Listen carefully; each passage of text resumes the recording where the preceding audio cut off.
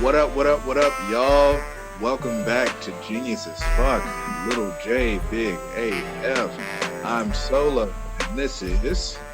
Nice, your guy Slim. How y'all doing? And what are we talking about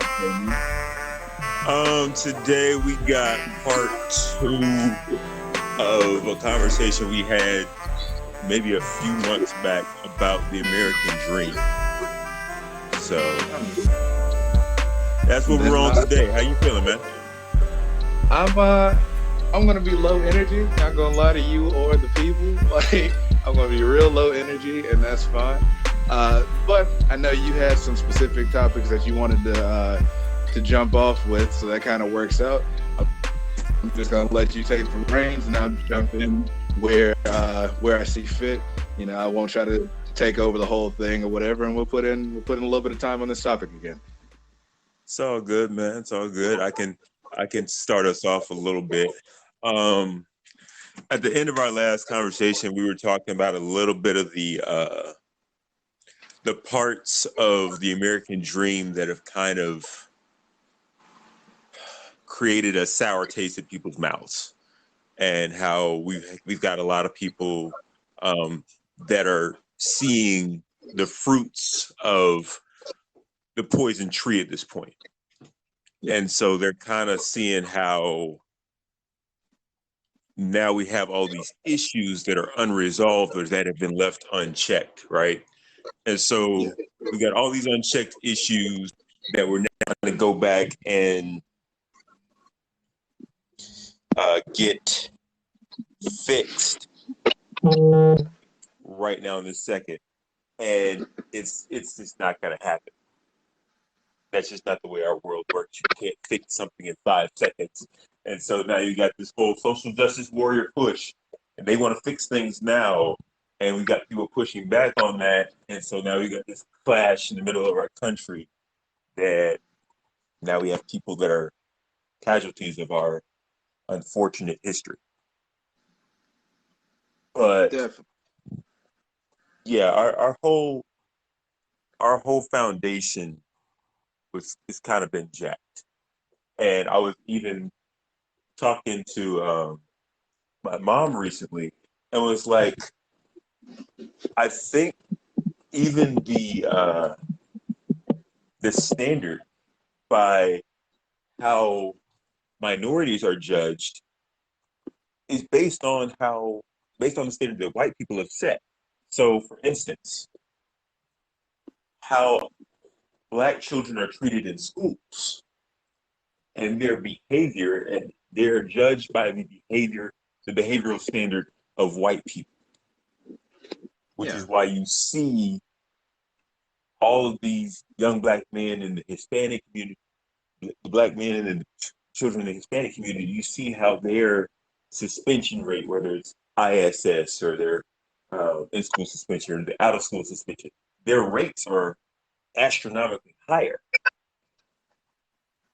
because of the standard that has been set in our country.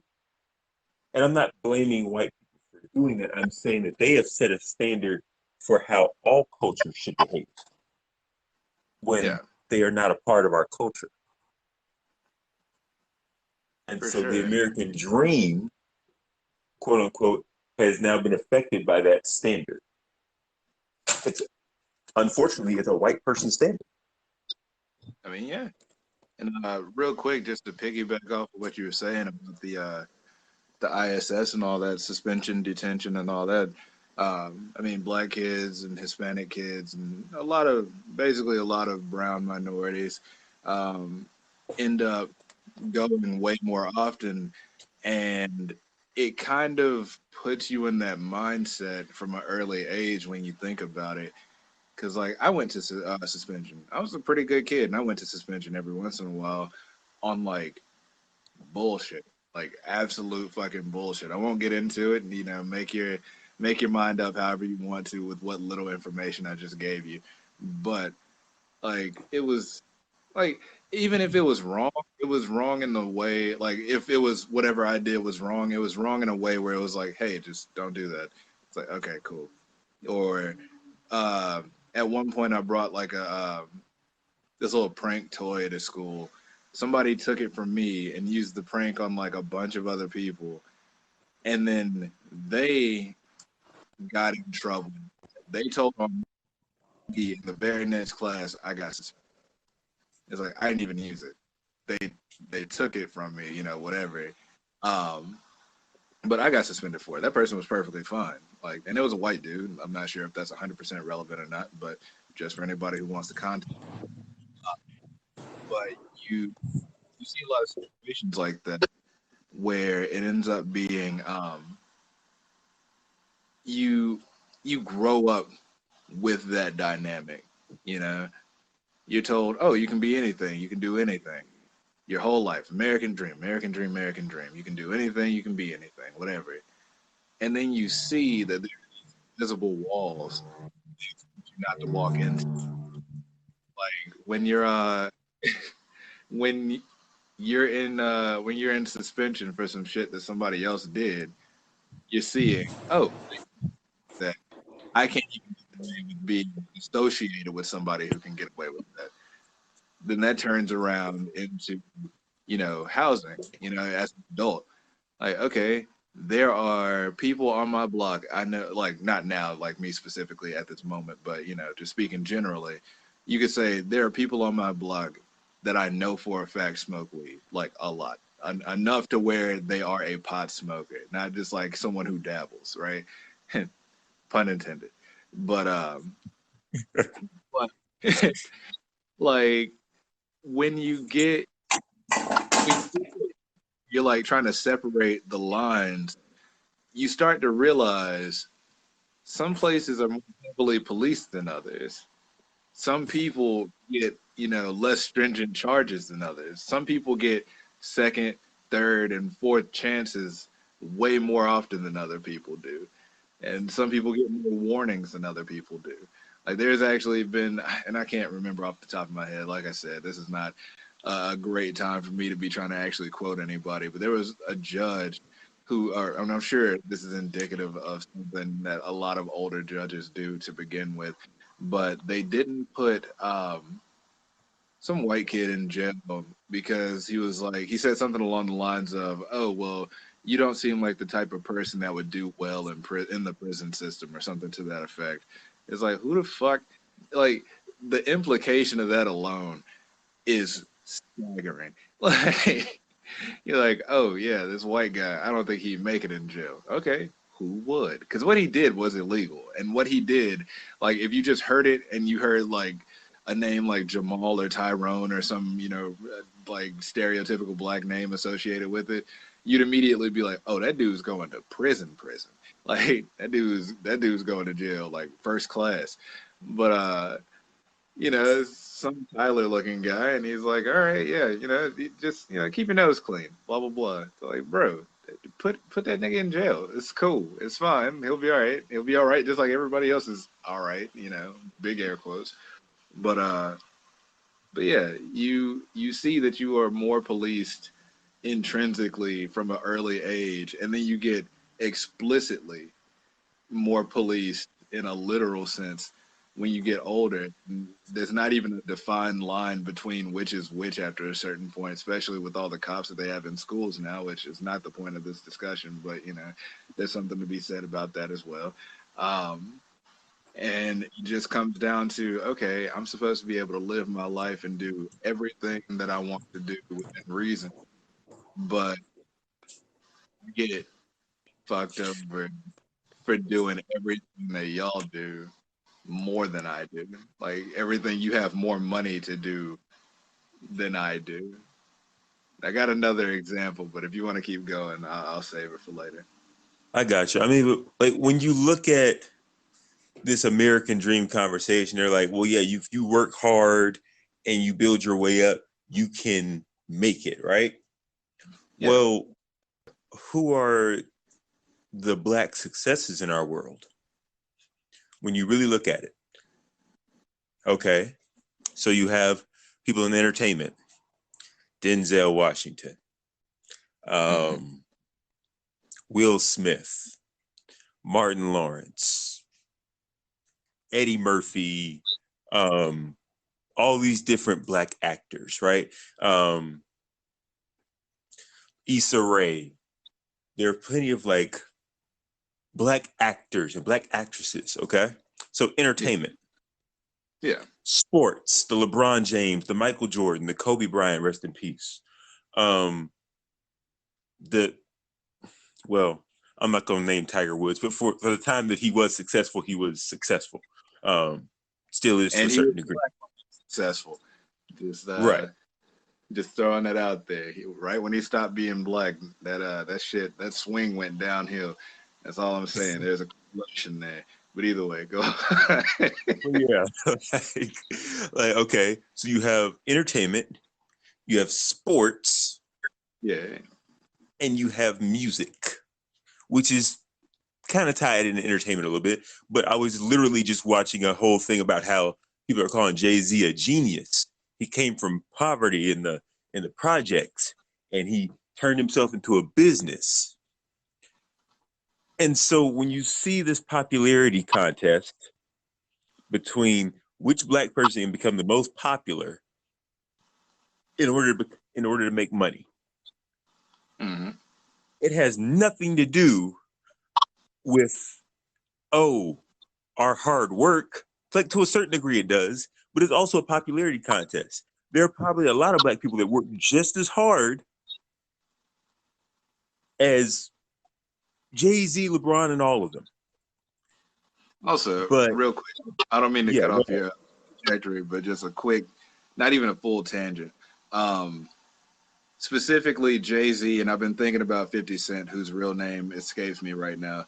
But both of them got popular for singing about lives that they had making money selling drugs and doing literally illegal shit. Like the type of stuff that a certain type of white person or a certain type of class or elite person would never want to be associated with, right? But then I distinctly remember 50 Cent doing it. I don't recall if Jay-Z did it. I'm sure he, hobnobs with the best of them now. But I explicitly remember seeing 50 Cent talk about his neighbors or whatever, like whole basically entirely white community, and they would come over and they'd be like, "Oh man, it's really nice to meet you," and they had no idea about his past. They just knew he had money now, because you don't get into the neighborhoods he was in without having money right now. You know, right. it's like you somehow you don't realize they wouldn't accept you at all if they knew your past or if they even knew of your current musical history sort of deal. So you're really comfortable with living within the falsehood of the American dream and trying to display that to everybody else and living this like double life where you're like, oh yeah, I worked hard and tried my best and now I'm a millionaire or whatever. When the reality is you did the same thing that the streets have been telling kids without means to do this whole fucking time. Like, hey, if they're not gonna hire you, here's what you can do: sell some fucking drugs. That's it. Like, sell drugs on the corner, make your money, put that shit away somewhere, put it in your mattress. I don't care. But no, they're skipping over the grimy shit to get to the sparkly shit on the other side. It's like that's actually indicative of what the American dream is like to me. Going through grimy shit, stepping on everybody you can to get to the sparkly shit that's past it, and then telling your story as though the grimy shit didn't happen at all. I mean, and that's part of that whole lifestyle that's been glorified. But at the same time, that lifestyle that they came out of was created by someone else, and they were forced to be a part of that, which is unfortunate, but they made the best out of whatever they were in. But just going back to like the entertainment part of our culture is what they've said, okay, Black people, you can fit right here. Don't go anywhere else. Just stay right here. Yep. and you can succeed. And so now what do our young black men, our young black women see? Oh, I got to be Cardi B. Oh, I got to be Meg Thee Stallion. I got to be LeBron James. I got to be Russell Wilson. I have to be all these football, basketball athletes, rappers, musicians. This is the way towards success. Yeah. And it's not.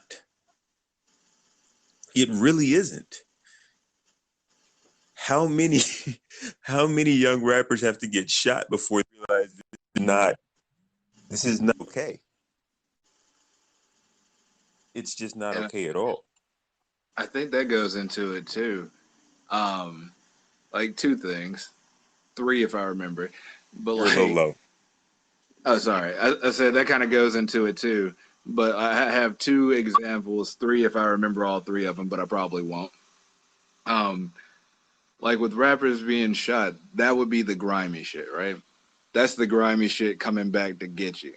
Cause like Jay-Z was in some fucking, I'm not sure if he was in a gang necessarily, but he definitely did like gang adjacent shit, right? I I think that's fair to say. Like I'm not like hip to his entire history or discography, but he definitely kind of, did things in that particular direction.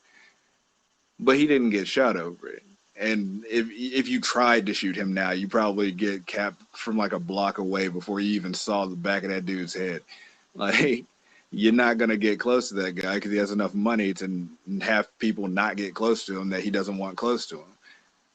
And that's where like in a metaphoric sort of way, that's where they try to tell you to be at. Like, hey, fuck everybody over enough to where you have enough money to where the people that want to like fuck you over can't anymore. And it goes, and actually I can turn the other two examples into one example.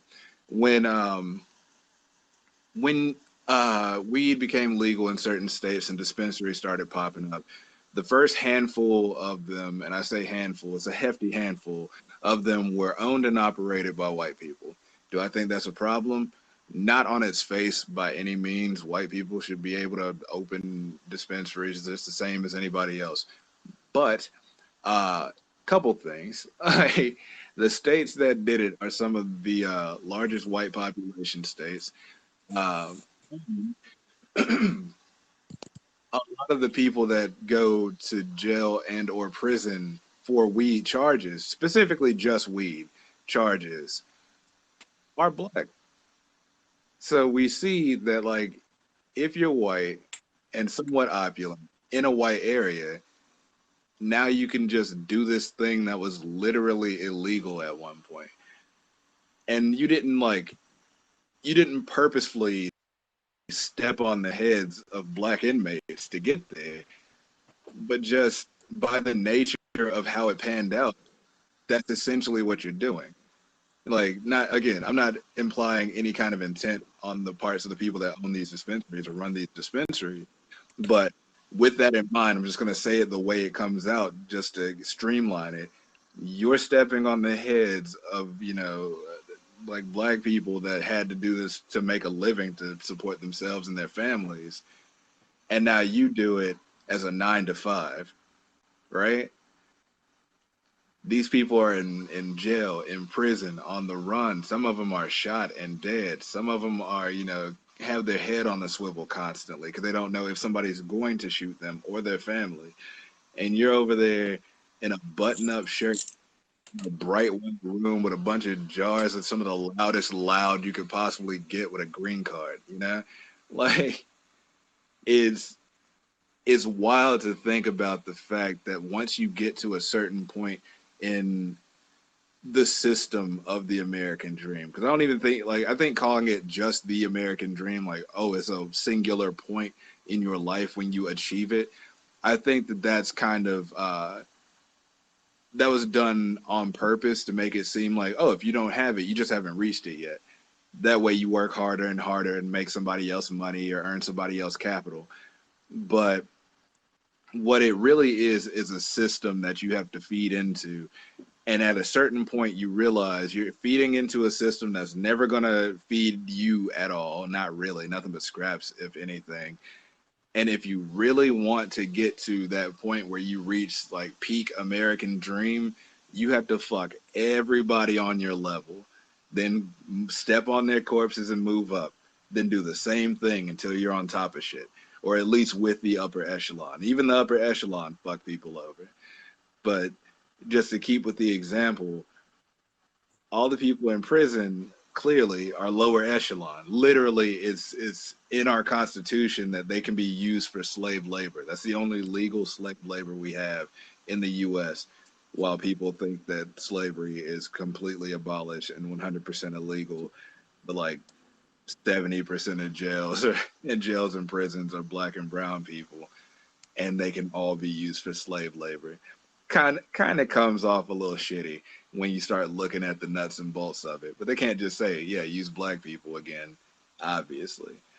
But things get put into place specifically against certain people. I won't even say black people specifically or brown people specifically, but like poorer people, people in the rural communities.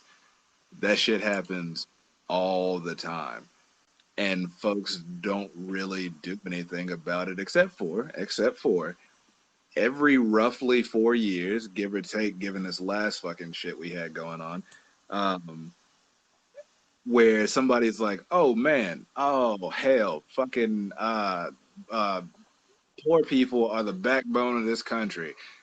Coal workers, backbone of this country. Black and brown folk, I don't know any particularly myself, but they are the backbone of this country. Fucking people that drive trains, backbone. Middle class America, all of y'all are vertebrae in the backbone of this country." And it's like they just go on and on with this lip service to let you know, hey, you're still a part of this system, the American dream. You are still in this, guy.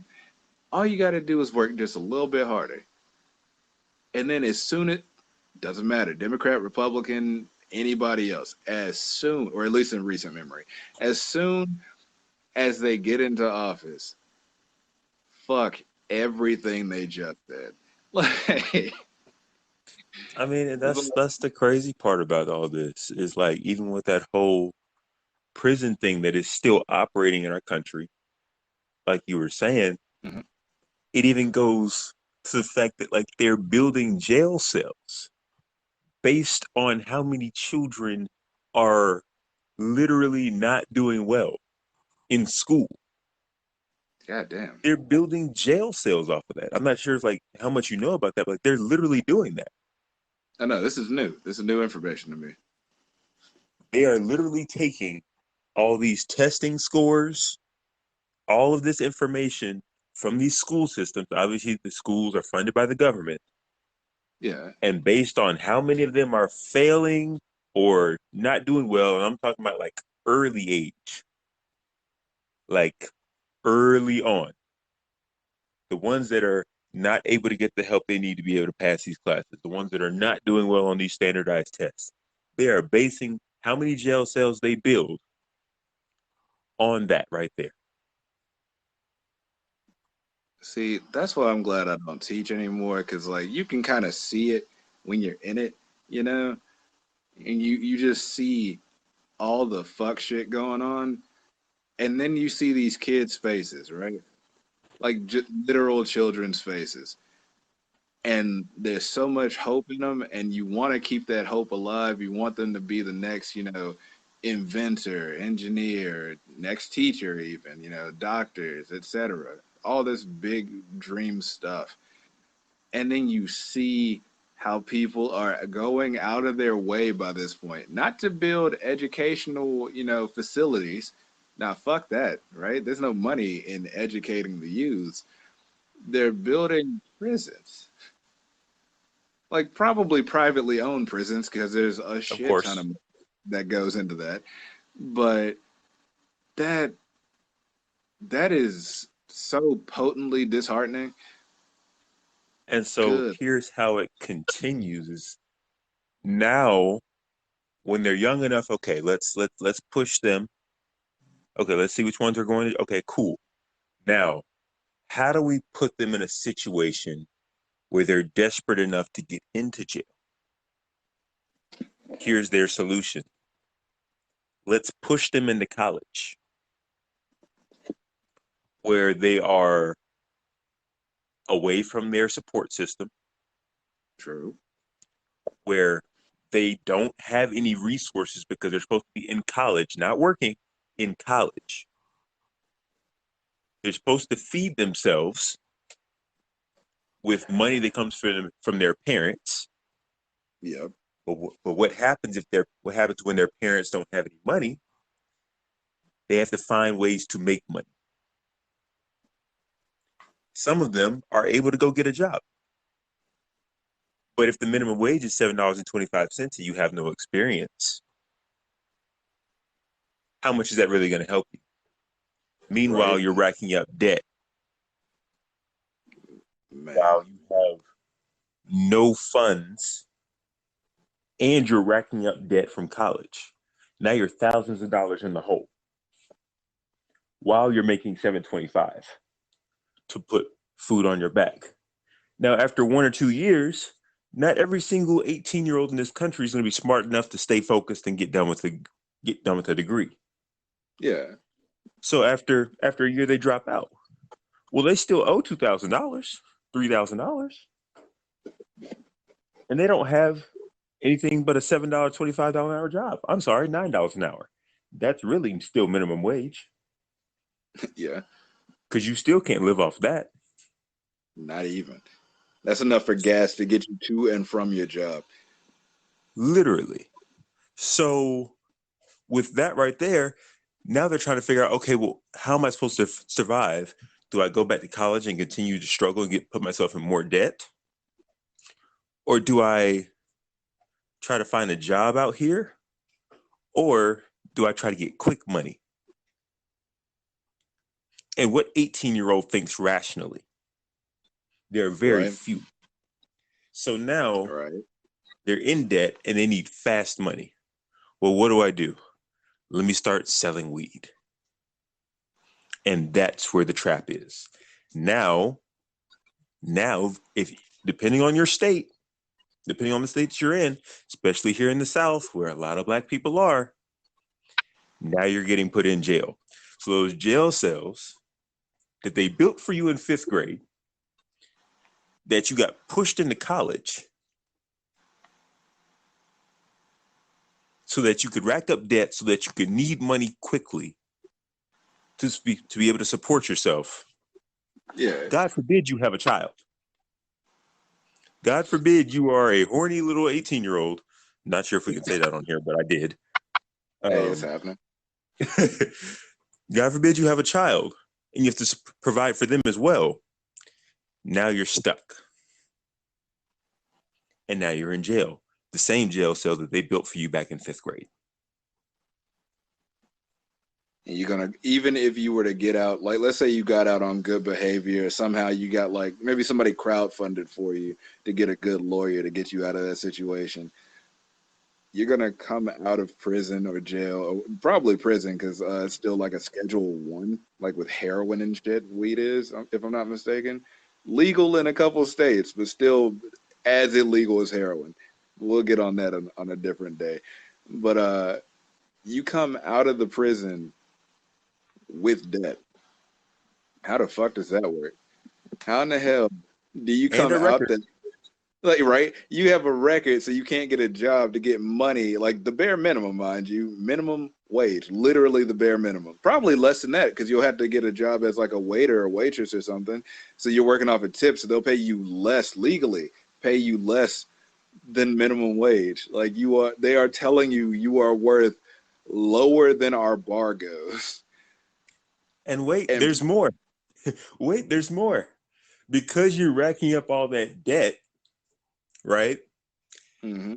Your credit score is now Hell. being affected to the point now where you can't even get your own home. Like, don't even go to the home yet. You can't even get a car if you need one. Literally. Like, how are you gonna get to your shitty little job where they're paying you less than what like the minimum wage is, so that you can have enough money for gas to get to and from your job that you only barely got because you're a felon for some weed that you sold that's legal in a couple other states already. Also, your kids crying. Don't forget that. Like, This is the trap. God forbid, now you have a child and maybe the mom leaves yeah, because you went to jail.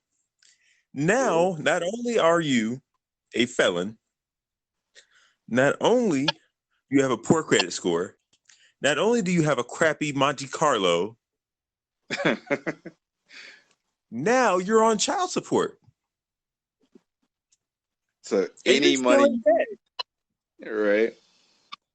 And you're still in debt. So this American system, like you were saying, that that we get caught up in trying to make our way to the top. And even I'm going on a slight tangent. Our high schools are now shifting towards this whole college aspect as well. So here in the county where I am, and I'm not condemning the entire system, but this idea to a certain degree is pretty sketchy. So they have created what is called academies for high school students. The way an Okay. academy works is there's like a health and human services, there's business and entrepreneurship, there's there's the fine arts, and there's one more that I can't remember off the top of my head right now. But it's basically set up like colleges inside of a university. Students are now required to pick an academy that they see themselves moving into Yeah. at 14, 15 years old, which is fine. I do believe that 14, 15-year-olds should be like having some idea of what they're good at Yeah. or something that they would like to do with their lives. Completely agree with that. But they are required to pick one, and then they have to spend 3 years in that academy in order to be able to get a credit for high school. Here's the issue. At 14, 15 years old, how do I know what's good for me? Yeah. I mean, hell, at 18, 19 years old, there are people like shit, me Can't make up their specifically. Like, mind. yeah, I changed my major from and it wasn't even me changing my mind actually. It just happens, the world shifts. It happens. I had a double major, if I'm not mistaken, in psychology and business. And I took one business. I was doing really well in both of them, but I took one business class when I was 19, so I guess a sophomore, somewhere around there. And dude, that I think it was a guy that ran the course didn't put any of the coursework up. Like he literally left open templates with parentheticals saying, "Hey, when your students get to this part, put something about your lesson plan instead of this parenthetical." And he left that shit open on almost every single item in the little like electronic course thing that we had going on, the online shit. Right. When I turned around to try to go talk to the guy, he doesn't take any fucking office hours, pretty much ever, and he always tells you, "Oh, just talk to your classmates." We did. Nobody knew what the fuck was going on. We're all lost. So I tried to go above his head. Wouldn't you know it? He's his own boss. Like he's the president of his own part of that school, literally. So if I wanted to get him fired, I would have to convince him to fire himself. These are the types of shit they put people in. I had to. I was forced to change my mind on that one. And I mean, I'm glad I did to a degree, but at the same time, it's just you. There are so many different factors that go into just being alive, and we can't really try to streamline all this shit with the way that we have it right now. Because over in Italy, from what I've been told, I don't have like a ton of Italian friends or anything, but from what I've been told, in Italy, you go to school for a certain amount of time. I don't think you go until you're 18, if I'm not mistaken. There's like a difference there, but I can't remember what it is. It's either younger or older, whatever. Doesn't matter. Because the school that you go to sets you up to go to a specific school. And it kind of sounds like the academies that you're talking about. But they aren't Right. made to be like huge debt rolling machines. They're made to get you in there, get you learned, and then get you into the workforce as soon as possible. You know, so that you can produce dollars, which is its own, you know, kettle of fish. But at least you're actually out there and working an actual job with, you know, 401k and a fucking, you know, time card and everything. You're not just selling weed or whatever you can find to sell at that point. You know how many kids are out there right now? I know I'm going on a hard tangent, but this one struck a nerve. Like, you know how many kids out there right now are putting themselves through college full time, right? By doing OnlyFans, and not Yep. because they just wanted OnlyFans or whatever. You know, if you want to show your body off, do your thing, whatever. You get paid for it, then I would assume you're doing it the right way. But like, but you got people that are like, I don't have any other options. I'm going to school to get experience, and all my teachers are dog shit. All the job opportunities want experience already for like minimum wage shit. So like, oh, you got to be a waiter for like 10 years so that you can be on the wait staff over here. It's like, I mean, okay, but no, that's dumb. Just teach me. It's fine. So they end up forced into these situations where they have to sell images of their body. They have to go into sex work, which folds right back into the American dream system as well, with like sex trafficking and sex workers on in these dangerous conditions, and like sex slavery and stuff like that. Epstein's Island, things of that nature. It's like bunch of billionaires go into an island. You know, people that accomplished the American dream. They walked all the way up that ladder made of other people's corpses, or the corpses of their dreams, if you want to be more metaphoric about it, just to get to a point where they can subjugate somebody lower than the lowest rung. Just to say, hey, I made it. I'm here. I can do this. I have enough money. I can do whatever the fuck I want. Maybe I'll be president. Who knows? Oh, my name's in the book. Who cares? Oh, I don't pay taxes. Nobody's gonna realize it. Like I have enough money to do literally anything I want, and that is the most horrifying part of the American dream to me personally. Sorry for the hard tangent, but like I've been thinking about some semi-related stuff to that for a couple months now, and that just kind of word vomited out of me. I mean, that's just part of it all. But like when I look at how this high school system is set up, it's set up like another college. And for me, this whole college, I'm like, why are we trying to get 14, 15-year-olds requiring, literally requiring them to stay in one area, human health and human services? You can only be in this area for the next 3 to 4 years. You can't shift, because if you shift, now you don't get the credit. And Yeah. you need that to be able to graduate. So I'm like, how? So let me get this right. I have to spend 3 years. I don't know what I want to do in ninth grade. Okay, I figured out ninth grade. I'm going to try this. I'm going to try health and human services. After my first semester or my first year, I realized this ain't it. This is definitely not it. Yeah. And so now I try to shift. I'm like, well, let me go try something in the fine arts. Well, I got to spend 3 years there. I only got 2 years left of school. So I can't get the credit. I can't I can't explore everything this school has to offer. And I understand That's time restraints.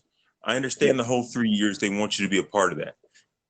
But that's creating a system once again where these kids cannot navigate or choose a path for them that fits best for them.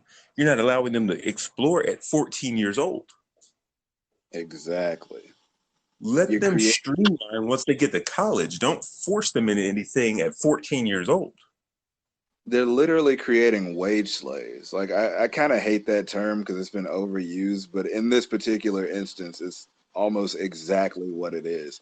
You know, they're creating a system, the American dream, where you are forced to be in all these other more minor systems that are a part of the major system, like the academies. Okay, you have to go into these so that you can go into college, and you've been told your whole life you got to go to college so you can get a job, and you've been told your whole life that you got to get a job so you can make money, so you can eat, so you can have a family, so you can have all the good stuff that everybody else has. But nobody else has it because nobody can afford it because we're all working the same shitty jobs because we've all been forced into these minor systems.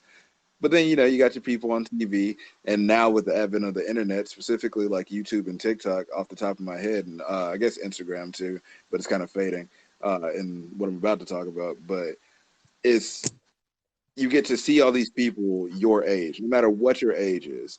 You get to see these people living these extravagant lifestyles afforded them by usually doing the bare minimum. Hate to say it, but like, oh, I took a really pretty picture of me and my tits out at the sunset. It's like, all right, cool. Well, they get like 1.1 million likes. Okay. All right. You got like $1 off of each one of those views because you also had like some fucking shit your brains out tea that you advertise for, that you're a sponsor, or that's a sponsor for you. Okay, that's a lot of money for you to just pretend to drink a product with your tits out at the sunset while somebody else takes the picture. Like, so you see all these things, you're like, "Oh, I can do that." Even now, we're doing this podcast because we've seen other people do podcasts, and well, I mean, obviously we like talking to each other, but we've seen other people do podcasts and get their voices out there and everything. I don't think it's going to go that far, but that's not why I'm doing it. But like, people like us would do this exact same thing, hoping, "Oh man, I could get into the analytics and I could become, pretty high up on the algorithm. I just got to get all these people to look at it and interact with it and leave comments and like it and subscribe and this, that, and the other." And it comes down to a point where it's like you have two lives in America. Like, I mean, two lives minimum, obviously, but you have two lives in America, and it's the life that you have to live. Otherwise, you don't have money. Like that life that mask you put on when you have to go to work and smile at these people you don't like while they try to talk down to you. And then your personal life, that personal mask, where all you're trying to do is whatever you want to do, and just for you to have the audacity, to want to get paid for doing something that you're good at, that you like doing, and people shit on your dreams for it because that's not a part of the system. That's not what we've been told.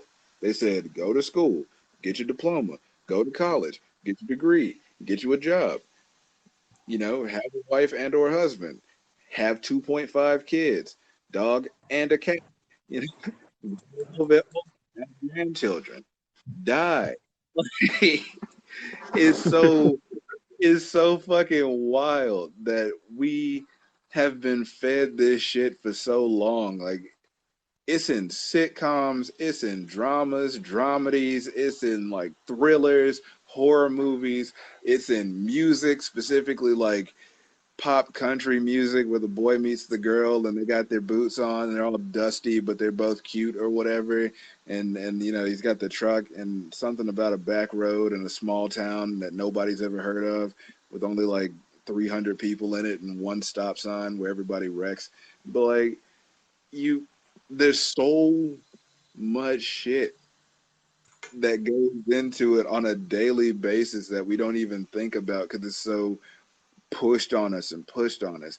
Like, if we sat back and actually, like, genuinely, anybody listening to this, I don't care who you are or what you do, but I love you and I need you to know.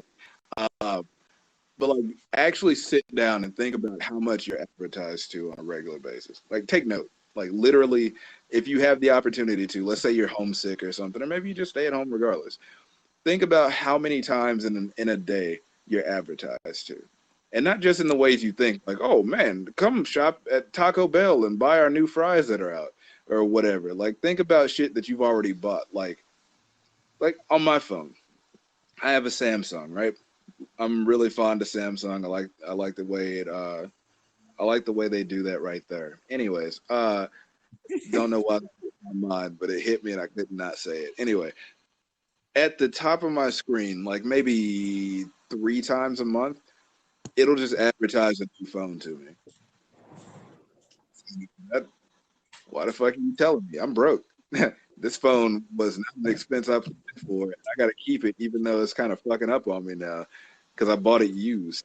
I mean, it still works. It's just doing dumb stuff. But like, that's an advertisement. Them just telling me like, "Hey, this new phone's out." Okay, Th- what am I supposed to do about that? Right? You buy, let's say you buy like a Stouffer's meal. They have little coupons in there sometimes for other Stouffer's meals. You're being advertised to. Like Of course. everything you own has like a logo on it, and the logo is literally designed by marketers and psychologists, IO psychologists, industrial organizational psychologists, to see what would be the best way to like frame this logo to make this company be more prevalent in your mind. So when you think I'm thirsty, you don't think I'm thirsty. You think, man, I could really go for a Coca-Cola right now because you already saw the commercials. You know the branding, the bright red can, all this different shit. And it's like all of that's going on at once. Just really take note of that. And that's just one aspect of a minor system in the American system. That's what's fucking wild. And it hits us so rapid fire, so constantly, every instant of every day, just all the time, to the point where there are games about logos that let you, they will show you to yourself. Now, you can be perfectly alone by yourself. They'll show you a logo and you'll be like, oh, yeah, that's Apple. Because you already know. They didn't tell you that in the game. It's just a silver apple, like a minimalistic drawing of a silver apple or a white apple with a bite taken out of it. And you just knew, oh, yeah, that's Apple for sure, 100%. It's like, now, if you said that is a apple, that would make sense because we know what apples look like. But when you say that's Apple, the company, and all that shit that means in your mind comes into play because that's how you've been marketed to. Same with everything else. If you see a college and their logo, you know everything that goes into it. You say like UA, University of Alabama, big SEC team. Like you see their logo, you immediately know who it is, more or less what they're about, what teams are good with them, shit like that. Like all the big stuff about them because that's what they want you to know about that. And that's all the time. Just telling you constantly, hey, do do just a little bit more. Make just a little bit more money. Buy just a little bit more stuff. I mean, they have stuff. You want stuff too, right? Just buy a little bit more, just a little bit. Don't go crazy or anything. You don't have to go crazy. Don't go into debt unless you want to, of course. Um, we'll send you a card if so. But just buy a little bit more shit, right? Black people, take more jobs. Hispanic people, feel lucky, feel gracious that we gave you the opportunity to even be in these situations. Asian people, go work at a what's it called, Chinese food restaurant. They're always hiring, right? I mean, it hits so constantly that even the racism it's not subtle anymore, but it's so rapid fire. You don't have a chance to even address one thing because 5 things happened while you were thinking of a way to address the other, and you just had to roll with it like, the whole time. There's no breaks, nothing. This place does not sleep. Like, if you're alive, you're being advertised to either And explicitly. like, so now, can you hear me? Yeah, yeah, yeah. That's literally this entire system that, like I said at the beginning, it's the fruit of this poison tree. And so next episode, probably what we'll talk about is how do we build off of this? Because obviously there's this massive system in place, and we've proved that there's a massive system in place. There's facts, there's numbers, there's all these different things that are out there that are proving that there's a system in place that has been created by literally from the time this country was built. And so how do we, without getting too involved in it, because we're gonna have to be involved in no matter, we're here in America. And so we're already in this system. Yeah. By jumping into college, we were part of the system already. By being in school, we were part of the system already. So how do we use this system and turn it into something that we can create a new branch that's not going to be perfect, but it will allow people to branch out enough where they can build their own tree, or maybe it's some new seeds that can fall on some good soil. And that's the goal right now, for myself included, is to be able to find a way to step out of this system that has been,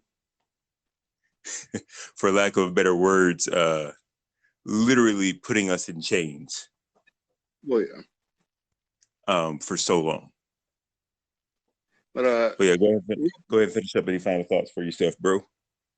Oh, I was going to say before the final thoughts on it, because we still got a Yeah. little bit time, because I got to cut off the entire beginning of this. But Gotcha. I was going to say, did you have any ideas for it, for like any improvements that can be made either now or in the future, like incrementally or whatever? Because I have kind of a amorphous idea as to what could be done right now, and it kind of would just build upon itself in the future, so it compounds. But yeah, I just want to, like, because I don't want to do a part 3 to the American Dream back to back to back. No, not at all. We can take breaks in between there. Yeah, for sure, and we can come up with some different stuff for sure. And who knows, we'll probably have some shit that happens in our personal lives that'll drum up, something else we want to talk about anyway. But yeah, I wanted to see your thoughts on that, to see how you think we can move forward, not just as like men or black people or black men, but just as Americans that are getting downtrodden more and more every year. How do you think that we can actually maneuver things in a way that brings us to a more positive point? So, and I'll go ahead and talk to you about this. We can go ahead and finish this by adding in some solutions. If you are free for another 15 to 30 minutes, somewhere in that range, we can go ahead and cut it off right here at part 2, so we don't have to come back at all. I'm perfectly fine with that. Okay. So we're going to go ahead and jump into some solutions for this American Dream system, or this system that's in place. And for me, the system is, you get to get down to the roots. The roots of this system are the main problem, which means it starts at the beginning. Whatever that seed was that was in the ground that sprouted roots, something was wrong with that seed. And because something was wrong with that seed, for me, if I have to start at the beginning, that means I have to start with children. And this is just my personal way to help is, okay, I have to now retrain children away from the thought process of go to school, go to college, get a job, find a career, have a family, have a dog or two, retire, die. Yeah. We have to break out of that mindset.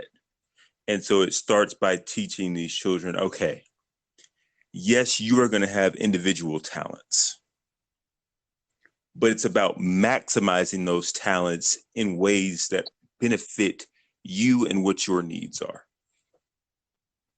So me, myself, I was athletically gifted as a child. I wanted to go into this whole sports range because that's what I saw. I wanted to jump into the sports world. And I was like, okay, well, my body's not necessarily the most athletic, or my knees weren't built to be able to withstand all of that. So I can still jump to the sports world. Let me use my mind instead of just using my body. My mind is strong enough. So I'll be a coach. Well, that's all well and good, but I have more than just that one talent. I'm mathematically inclined as well. 100%. I don't have a huge musical talent, but I was part of the band or involved in music for 11, 12 years. So I have a little bit of musical talent that I can put to use. So I have my mathematical, analytical talents. I have my sports talents. I have my musical talents. And I've learned that naturally I'm someone who likes to make plans and put together things in front of me and lay things out and see directions about how this can flow and how it can flow into this. And so I have this large variety of talents that are in me that I can use. Yeah.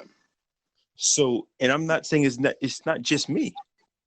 You have a variety of talents yourself. Artistic, music, strong, funny, very personable. People love to talk to you for whatever reason, even though you may not want them to. They just be talking to you and they'll tell you everything that's on their mind.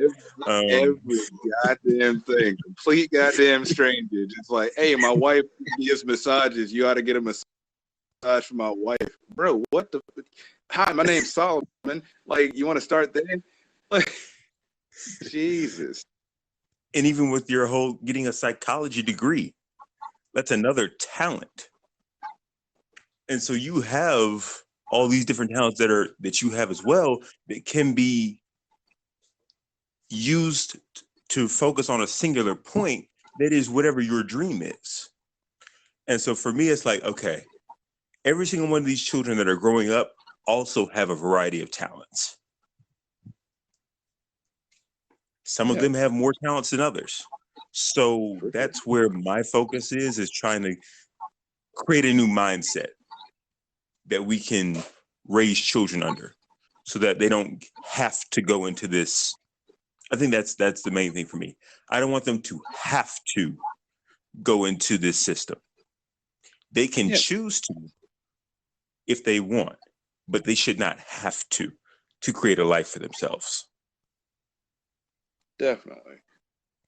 I think for me, it was basically the same. You articulated it way better than I would have, so fuck you for that.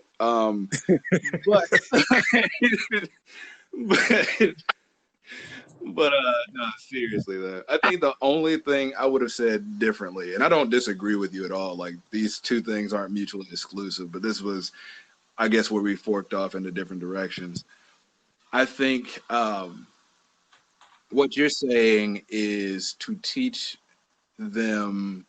Nah, I guess not. No, we're basically right on the same road because it came back towards the end. So yeah, just kids first off, because grandparents don't have jobs typically. Although when we're grandparent age, the way things are going, I just want people to remember, because we forget our grandparents bought houses and college educations with minimum wage, and now we think minimum wage is just for 16-year-olds. Although there are 34-year-olds on minimum wage. So like, don't mix shit up in your mind. You know, keep everything on the same page. Your grandparents could pay for college and a house, a home, an actual, 4 walls and a roof, maybe a door and some windows if you're lucky. Like, and support a wife and kids, or, if both of them are working, support the household on just above minimum wage, because minimum wage is meant to be, and I will say this until I die, minimum wage is supposed to be the minimum amount of money necessary, or minimum wage necessary to live off of. But I think it's too late for grandparents. They should just chill and enjoy their twilight years. Boomers. Oh, boomers. They we all think it, right? Just I got no hatred in my heart towards anybody, but goddamn, sometimes, dude, like they just do shit wrong. Like, world's changed around you, and you're just sitting there holding on to whatever you possibly can and blaming everybody else for your shortcomings. Anyway, um, I think that there are two types of boomers right now, and they're the ones that are set in their ways, and they're the ones that realize that, hey, we left a huge mess behind us. The very, very, very least we can do is throw a hand back to try to pull some people forward, you know? And I'm talking to those people. Everybody else can find one singular dick and spread it amongst the class.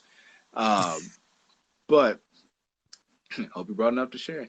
But with the boomers that are actually doing, big nigga moves, like, hey, do you need help? Like, older brothers and sisters of some of the older millennials, if anything, if nothing else, rather, then, like, okay, cool. You are directly affecting people. You need to keep doing that. But more so than reaching back to pull us, like to pull millennials up, like forward, you need to be reaching out to the side, to the people that are with you, that you graduated with, that are in your work environment, and explain to them how they're fucking shit up, like the housing market, or how they don't understand how college works anymore, as far as like finances are concerned. Because even a lot of boomers had it fairly well. Like, I know a handful of people that got through just with, a pretty decent job.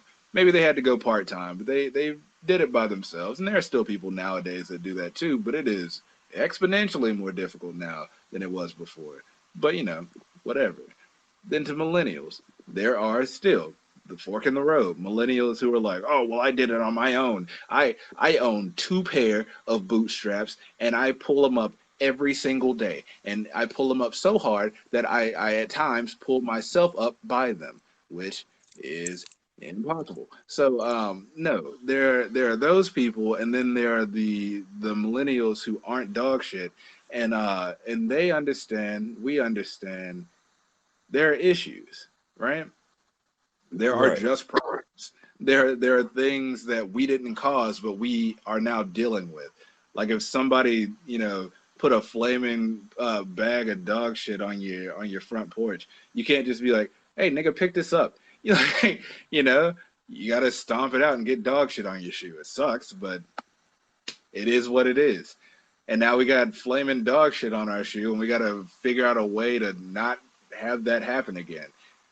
But we also have to, and I'm just working my way down the line, we have to reach back to Zoomers, you know?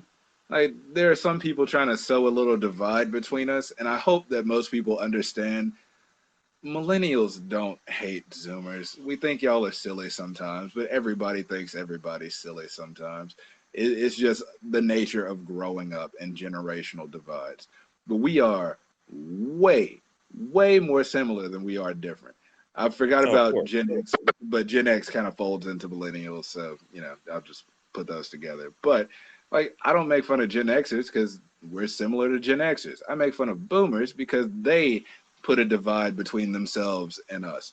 Like, they explicitly, there are Facebook memes about it. Not that you should go on Facebook, but if you so chose to do so, then you'll see them. Just a swath of the shittiest, most dog ass memes you have ever seen in your life.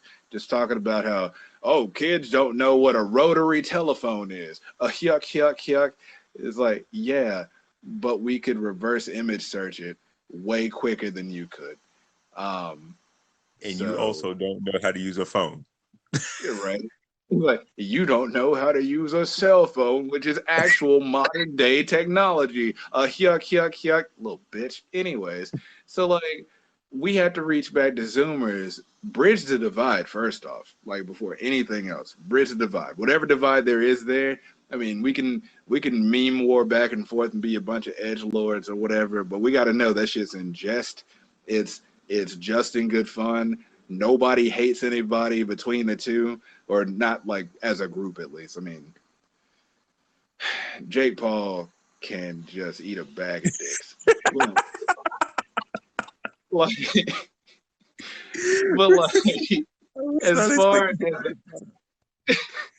I got like legitimate beef with that dude. I don't know, but like as far and he might actually be a millennial as far as I know. I don't keep up with him like that, but I'm pretty sure he's like right on the edge of being a Zoomer. So I'm gonna go ahead and push him into y'all's cap so y'all can deal with him. We got enough on our plate. Plus we got Logan Paul. That works out. We got Logan.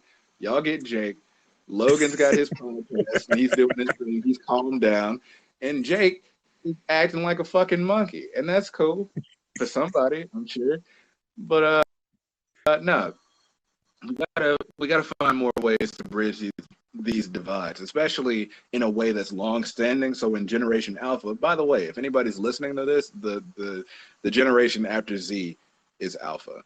I learned that a while back, and I've heard a lot of people that don't know that. So there's some free information for your ass. But when Generation Alpha comes up, it shouldn't be like, oh, what a bunch of idiots. They wear too tight or too loose pants. They don't wear shirts where their midriffs are showing or their shirts are too long. They part their hair in the middle or on the side, whichever one's wrong at that point. You know, it's all fucking dumb shit anyway. Nobody cares. Nobody fucking cares. We're all the same bitch over and over and over again, just with slightly different clothes and hairstyles. And we're actually getting better as a people as the dumb bullshit fuck ass racists die a gruesome death. That's all I wish. But you know, when Generation Alpha comes up, we shouldn't be thinking, oh, they're gonna be different. They're fucking wearing neon clothing and it hurts my eyes because I'm old. But we should be thinking, oh yeah, I remember when I was like 13, 16, 18, 20, 25, you know. Right there. I used to do That right there. dumb shit. What's up? I was saying that right there. That's the issue right there. Go ahead. Finish what you were saying. Oh yeah, like, you know, just remember when you were that age, be empathetic. Hey, I was there. I wore dumb stuff too. Me, myself, I have developed a style for myself, which you guys will never fucking see unless we get this video to 1 million likes. But I I feel like I've developed a style for myself, and that's cool. Don't get me wrong. Everybody should have their own thing that they like to do. But there was a point where I was a product of the shit that I saw on TV that I wasn't even supposed to be watching. So I was dressing like a fucking, you know, itty bitty gangster. And it was the silliest shit. None of my clothes fit. Like, it wasn't fun. It was hot all the time. And not in like the sexy way because I was 13, you pervert. But yeah, it was bad. It was really fucking bad. And then I did the exact opposite and started wearing like a suit shirt everywhere, which was also fucking dumb. I mean, if that's you, that's you, but it wasn't me, and I sweat through it constantly. Again, way too fucking hot. But like, you gotta understand, we all made really, really fucking stupid, like minor league choices. Not like stupid like you did something with somebody without consent. You know, stupid like you you wore a shirt where the bottom of your areola was out the entire day. And you just thought that was the fucking wave. But like, Oh my you know, God. we need to get it. We need to sit down with Zoomers, right? Hey, I get it. I'm old. I'm creeping up to 30. Yeah, I'm not long for this world. But I was like you only 2 years ago when I was the age that you are now. Like, like, But that's That's literally all it takes, though, is just trying to realize, hey, I was 16. Hey, I was Yeah. 18. Hey, I was 21. Why can't we reach back and say, hey, let me help you. Let me show you how this works. Because we're all in this system. We're all in this And without American system. force. Don't force it, because that's what boomers do. They're like, oh, you need to do it more like this. Back when I was your age, that is the worst fucking phrase of all time. Back in my day when I was your age. Like, yeah, back in your day when you were my age, your pockets were filled with all kinds of random shit that isn't even legal now. We have a cell phone and keys and like maybe money if we're lucky. That's basically it. Like, fuck back in your days. Your days don't exist anymore. They're irrelevant. They're completely irrelevant days unless we're doing a history lesson. It's fine. All right? Just, we need to reach back to show Zoomers that they can reach back, because then they'll reach back and show Gen Alpha that they can reach back, and it perpetuates itself. And to lead that into what you were talking about and kind of like put a nice little bow on this, when we get to that point, we can start teaching people, like youngsters, the little ones, that that the system that they're gonna try to sell you isn't real, you know.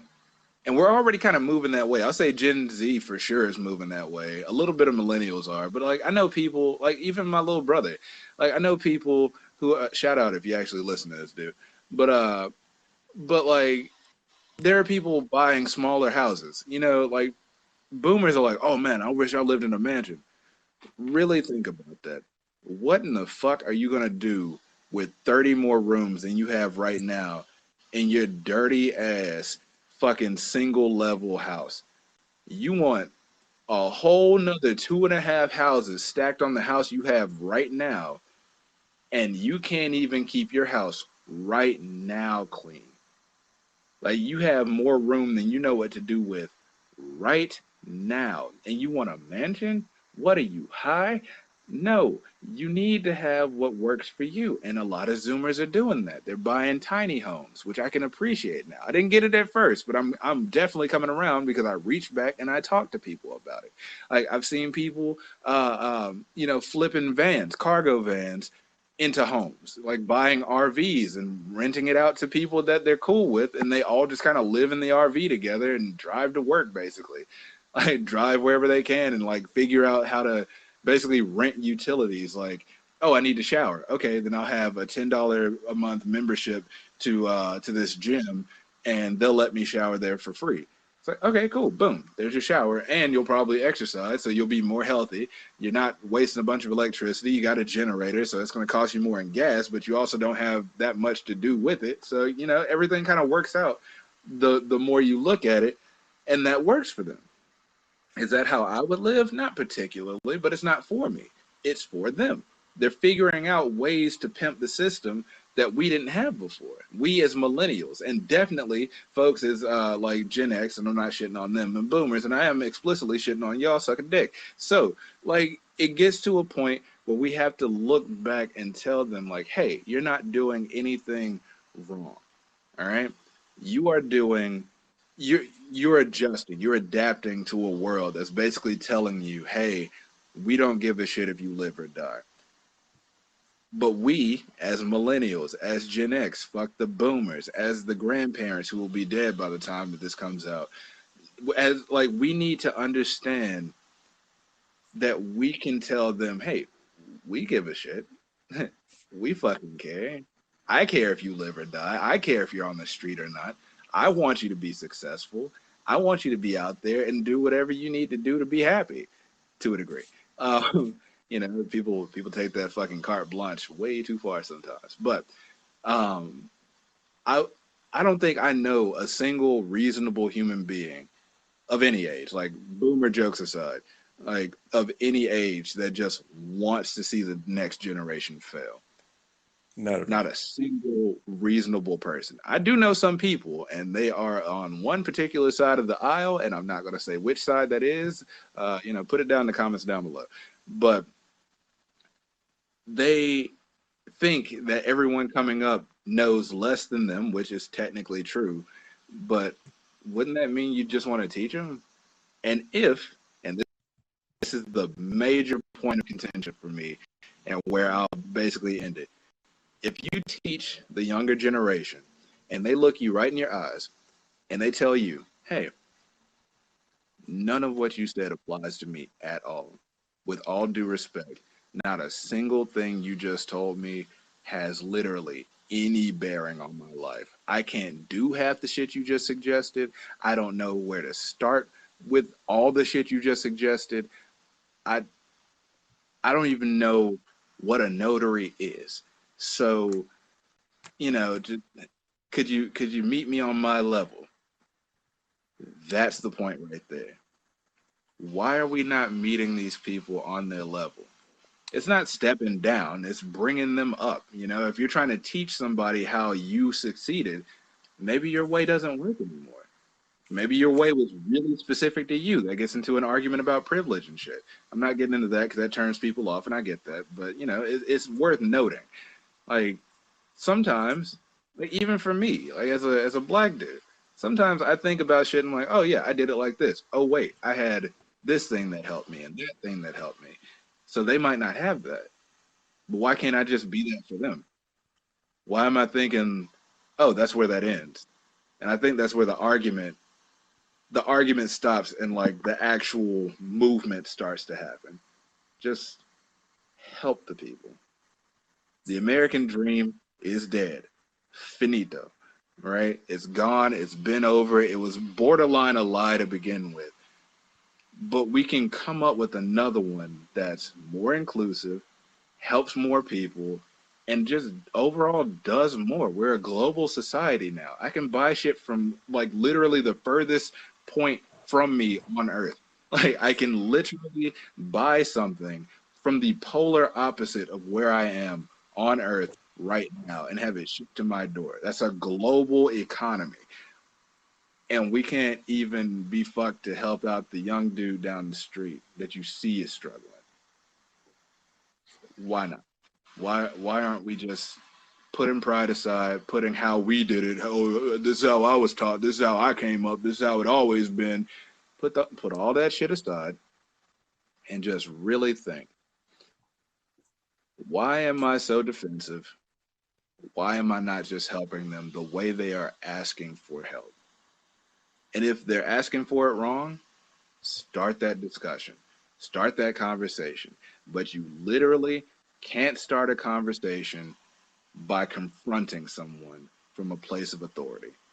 That would be like a cop pulling you over and trying to start a legitimate conversation with you with, do you know why I pulled you over? Like, your butthole's already tight enough to shit a diamond. You're not about to converse shit. You are about to say everything you possibly can to keep on that guy's good side. You're a yes man at that point. This shouldn't be that. We're people. We're all on the same level, or at least we should be.